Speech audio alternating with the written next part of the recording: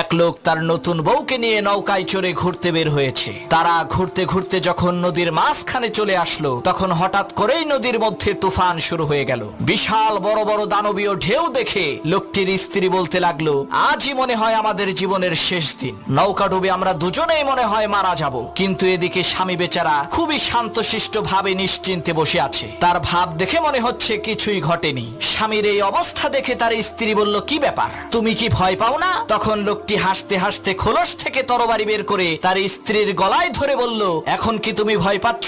তখন তার স্ত্রী বলল, কি বোকার মতো কথা বলো, ভয় পাবো কেন? তরবারিটা তো তোমার হাতে, আর আমি জানি তুমি আমাকে অনেক ভালোবাসো। তখন সেই লোকটি বলল, ঠিক একই ভাবে এই ঝড় তুফান সবকিছুই আল্লাহর হাতে, আর আমি জানি আমার আল্লাহ আমাদেরকে অনেক ভালোবাসেন। আমার এই তরবারির নিচে তুমি যেমন নিরাপদ, ঠিক একই ভাবে মহান আল্লাহ তাআলার দেওয়া এই ঝড় তুফানের মাঝেও আমরা তেমনি নিরাপদ।